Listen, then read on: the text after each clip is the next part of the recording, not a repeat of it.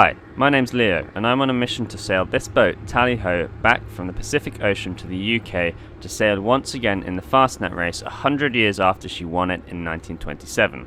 Right now it's just me and my partner Marit on board, and we start this video leaving the southernmost port of Mexico and heading across the border. Because we don't have that much time to spare, we're planning on skipping Guatemala and El Salvador and making our next stop in Nicaragua.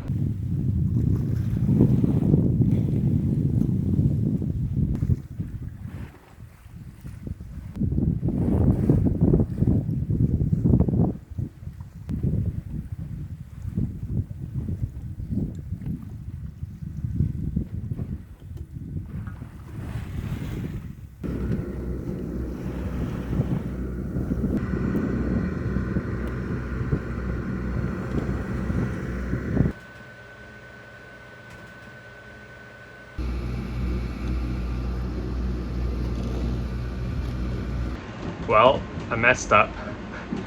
I'm on night watch, it's just past midnight, and I was just catching up on some kind of paperwork on the logbook, and I realised I hadn't updated the engine hours in a while in the scheduled maintenance spreadsheet.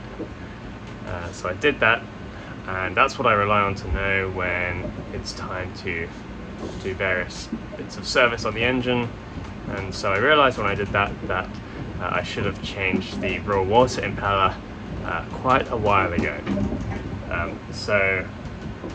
We were motoring because it's very light wind and nighttime, and it's at the point where I don't want to risk motoring any longer than we have to, so I've turned the engine off and I'm going to change the impeller now.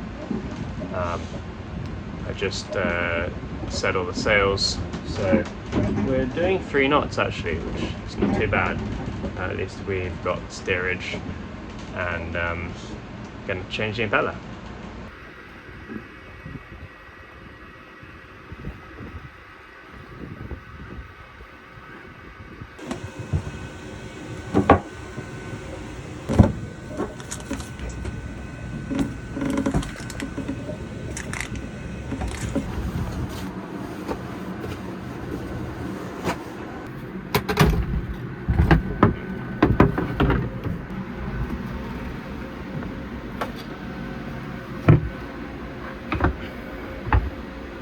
Well, I'm glad at least that I had a reason to open this cover, look at this side of the engine, because I replaced the pencil zinc a couple of weeks ago, and I guess it's been leaking, and there's a lot of salt on this side of the engine which I wasn't able to see from the engine room, so that's a problem.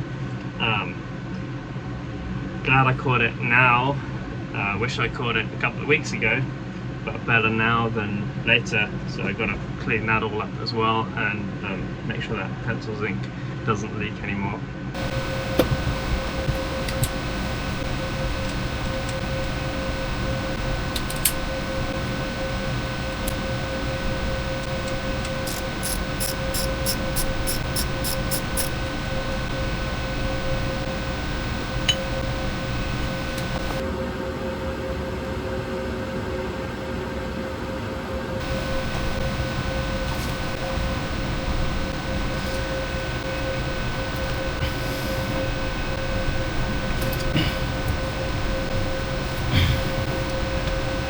I'm getting very sweaty, but I got the impeller out, and it is showing some of the fins almost wearing through and breaking off.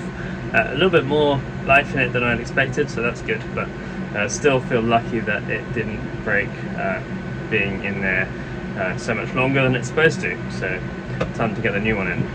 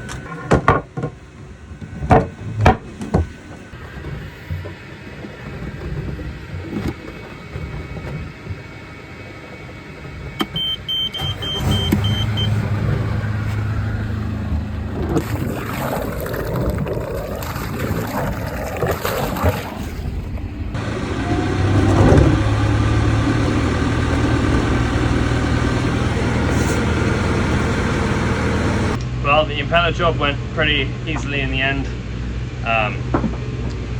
Maybe I should have left it till we arrived somewhere, not done it in the middle of the night, but we might be mounting for another couple of days, and I think there's a good chance we could have lost, could have broken part of the impeller and got it stuck in the system by then. So I think just getting it done now on night watch was the right thing to do. We were just drifting around for half an hour or an hour, but we're on our way again now, so all's good, and I'm going to clean up the engine when we get to the next stop.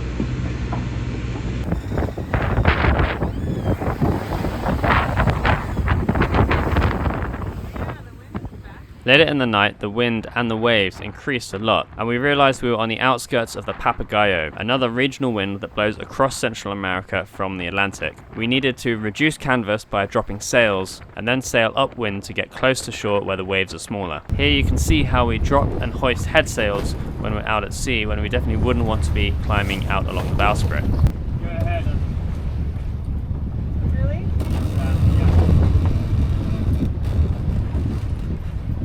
The outhaul line is released, and then the traveller, which is a metal ring that goes around the bowsprit, is able to slide back to the front of the boat to the stem, and the sail is gathered on the foredeck. We dropped the jib from a hove-to position where the headsails and the mainsail are working against each other and keeping the boat almost stationary. This is a great tactic in any heavy weather, as it instantly makes the wind and the waves feel much less. The conditions here were not that extreme, but going upwind in heavy chop at night, short-handed, can be extra hazardous if you have too much sail up.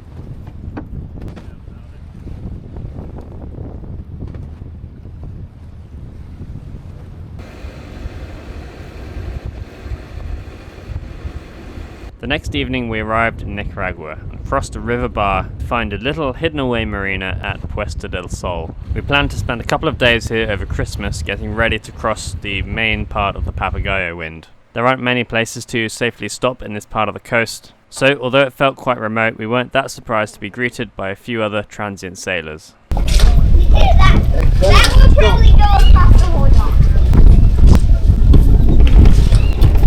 Yep. This isn't their first rodeo. Okay, we just got this. Yeah, Do your anchor reel? Yeah. This is not our. This is our stern anchor, backup anchor. Yeah, we have a. We do use it though. Yeah, we used it recently. You did buy it in an antique shop. Yeah. Oh, very cool. But it works. Yeah. Catch you guys later. Thanks for the welcome. Sure.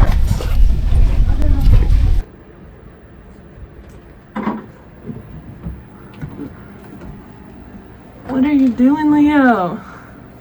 Right now I'm changing the Raycor diesel filters. And I'm going to change the diesel filter on the engine. And I'm actually just lubricating the O-rings, new O-rings, which I'm changing as well. Yeah, we've been using the engine a lot more than usual on this last kind of couple of legs in this area where there's just very little wind, or very occasionally too much wind. So having to catch up on quite a bit of engine maintenance. It's a Christmas tradition. Work on your engine. Yeah, it's Christmas Eve. Or in Spanish, I can't remember.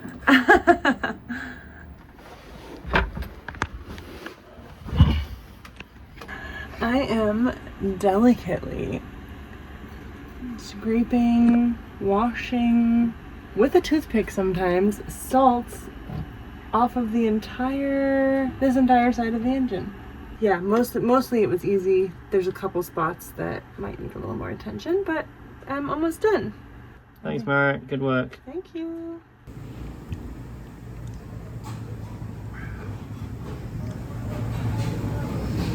Merry Christmas.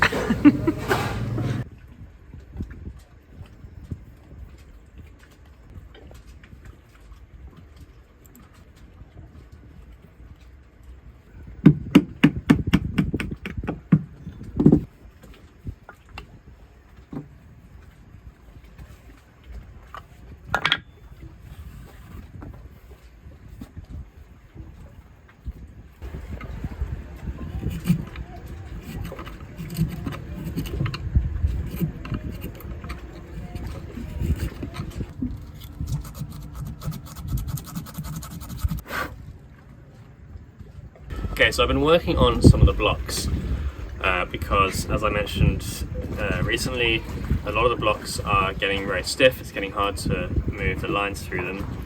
And what I found is actually that it's sort of a variety of issues on different blocks which is actually causing it. It's not, on most of them it's not, as I thought, the expansion of the wood. So anyway, on this one I found that the rope was actually getting jammed in between the sheave and the bottom part of the block here. So I think that's actually because the rope has expanded with use and there wasn't quite enough clearance in this part. It could also be that the wood has expanded a little bit, but anyway, I've just taken the sheave out to give me some access, and I've just been chiseling away a little bit on the inside of this piece to give it a little hollow and a little sand, and I'm just lubricating this a little bit, the sheave. It is Christmas Eve here. Not just on Tally Ho, but actually around the world, in fact. And here in Nicaragua, Christmas Eve is more important than Christmas Day. Anyway, we've just been into town and got some food, it was very nice. And now we're doing our traditional Christmas Eve block fixing workshop.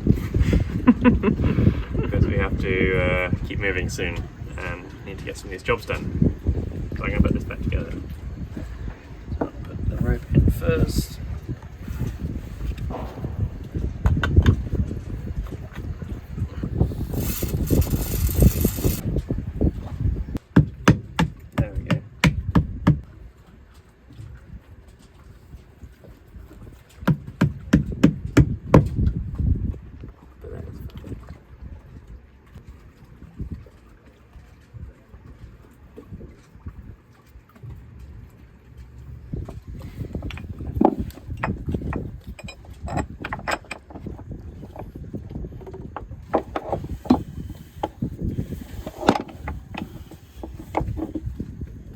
That's much better. It's much better. Another job ticked off. What next? I think you know what's next, Leo. The next job is to make a cocktail. Yes, please. Alright. I've been waiting.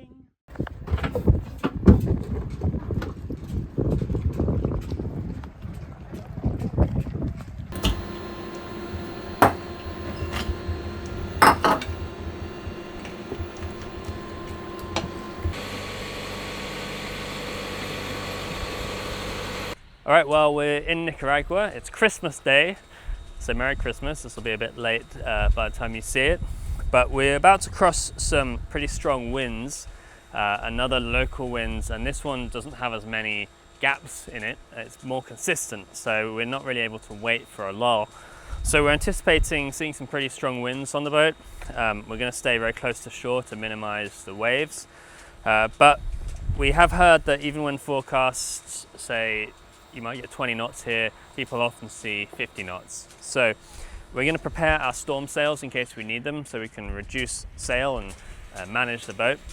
And so we're getting out and trying out rigging up our storm sails.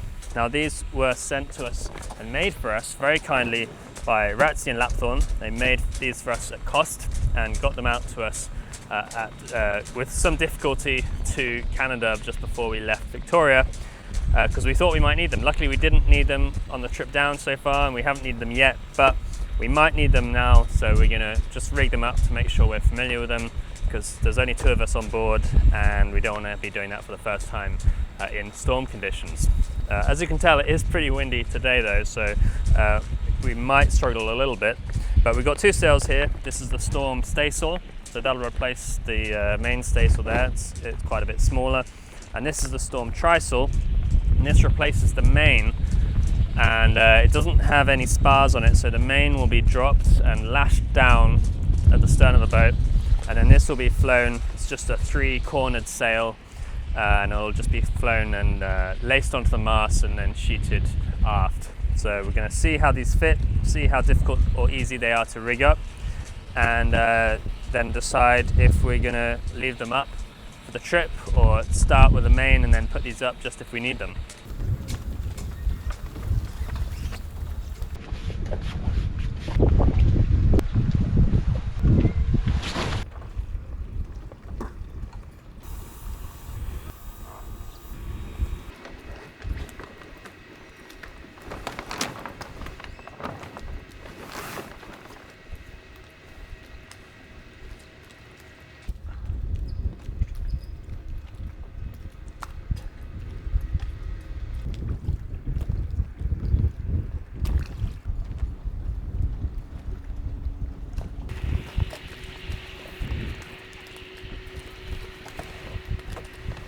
Okay, so the trysail looks great, really nice sail, but we can't quite use it yet because there's nothing holding the luff, that is the forward edge of the sail, to the mast.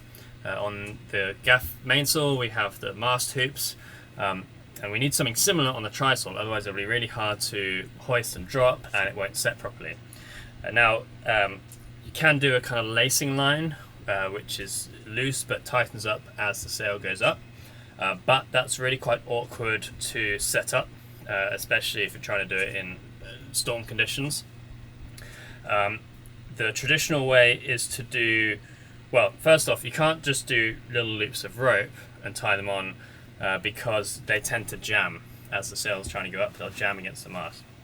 The traditional way is to do a kind of parallel hoop, which is a hoop of wire with a toggle, wire or rope with a toggle, and parallel beads, which are kind of round wooden balls, or just almost balls with a hole in the middle. And so they roll as that loop goes up or down.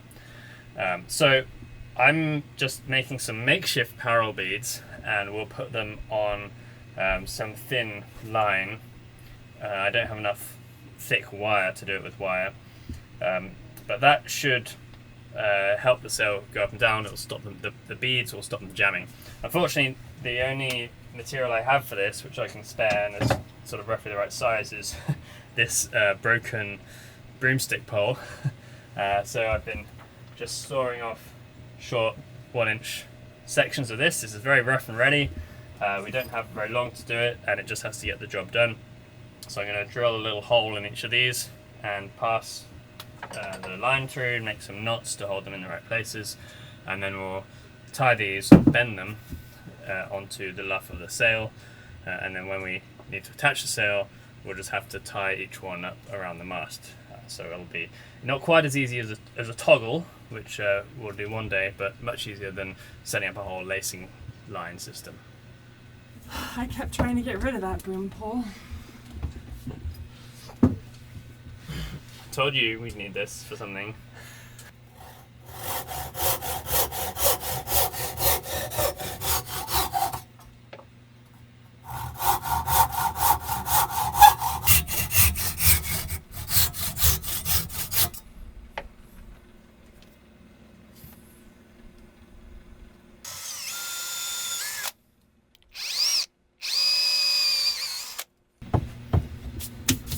These are not perfect, but they don't have to be. Ideally, these would be made on a lathe. Obviously the holes would be centered more perfectly, and they'd be kind of very rounded at the corners, but we don't have time for that right now. We might need to use this sail tomorrow, and this should work. Unfortunately, it's often the way when sailing in this manner, when you're doing jobs on the go, you can't always do them exactly how you'd like to do them in a perfect world. You kind of have to jury rig or bodge your way through. So this will be one of the many jobs that gets done properly with nice wood and nice tools in whatever next boatyard we end up in the UK or somewhere else.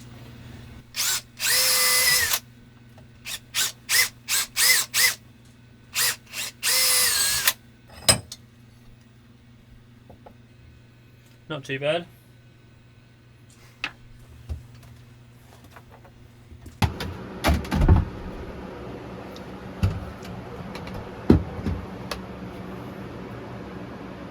Hey. Okay. There we go. Okay. Gotcha. What are you doing in here? You don't live here. You want to come with us? You want to be a boat cat and come to England? Are there any mice on this boat?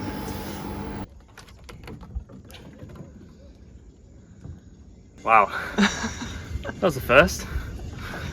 What are you doing? Oh, tying these on. These are the little parallel beads I was making earlier, and This will wrap around the mast and we'll be able to just tie it onto this. And that'll keep the sail up relatively tight to the mast, not too tight. And these should help these lines not get stuck. They'll just be able to slide up and down because of these rollers that spin on the line.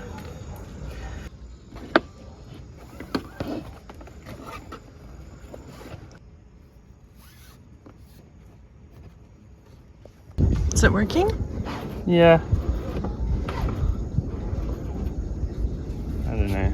It could be working better. Okay, well this is the last one of these for tonight. I found that I needed more of these on each tie to make sure they were really rolling on all areas of the mast. So, because I only made 35 of these and it's getting pretty late, I'm just doing them on every other little hole in the luff here, every other grommet. So that's it, there's 5 of them, and this should make it much easier and quicker, hopefully, to set up the storm trysail. Anyway, Merry Christmas evening. Let's clean up the deck. It's romantico.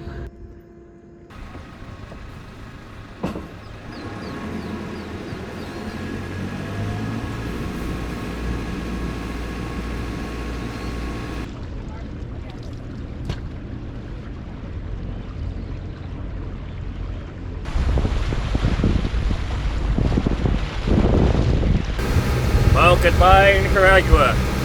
Maybe we might see you later today. But if not, it was short and sweet. Now we're on our way across Papagayo, notorious local winds.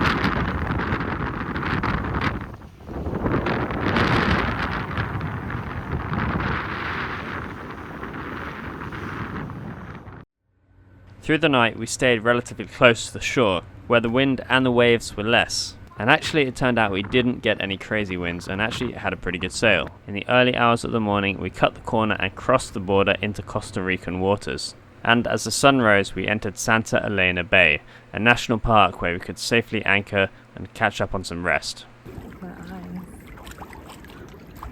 We're in Costa Rica. I just woke up. Don't look at me. Where are we? In Costa Rica. It's 5 in the morning.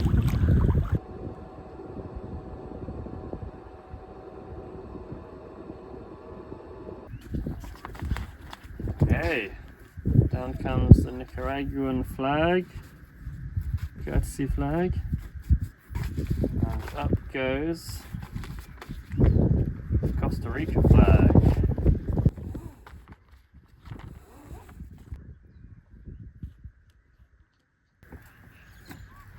We really are in Costa Rica. We're suddenly just in the jungle. We couldn't go ashore here because we weren't yet checked into Costa Rica, but we were so exhausted after the last few days that we slept almost a whole day and a whole night. Let's go to bed, huh? We can do this all later. Huh? Let's go to bed, huh? Yeah. We can do this all later. Been up all night. Your shirt's inside out. Cool. It's morning again. This time instead of arriving, we're leaving.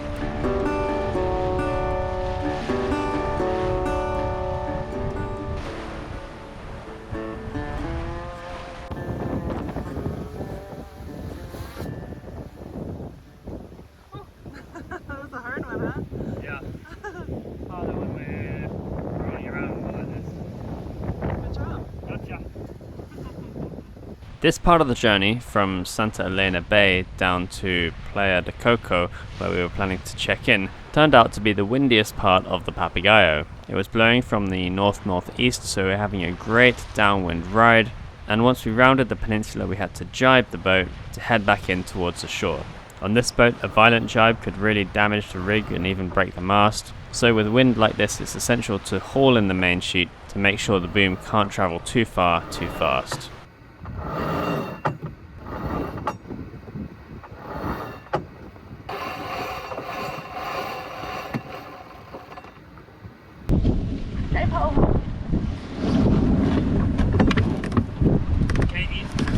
Piggies? Say when. Keep going.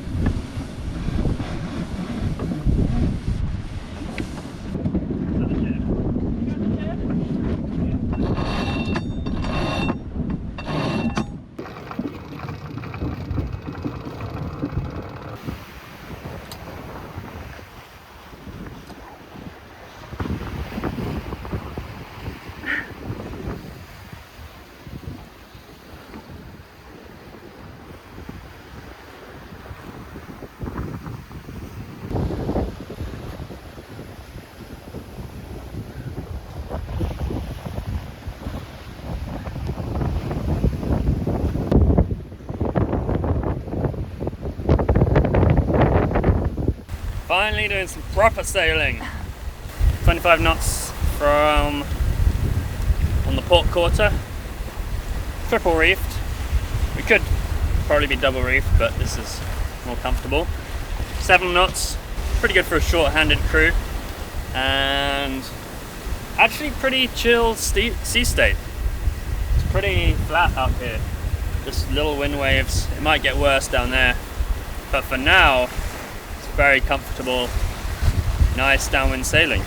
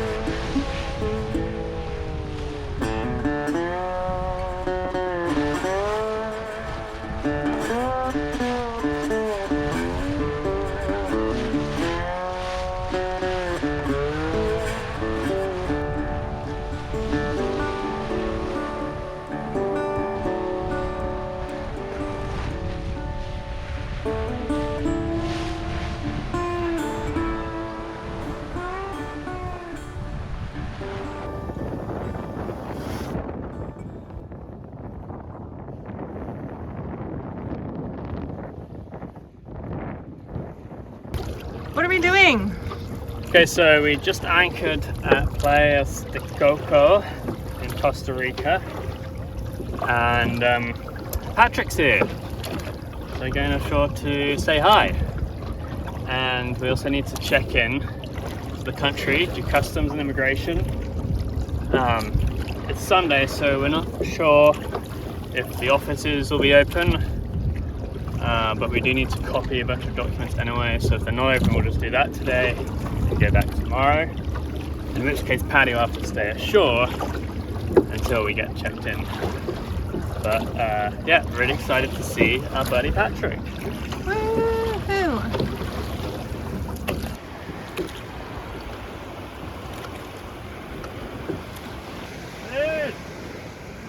Hey buddy! Oh my god!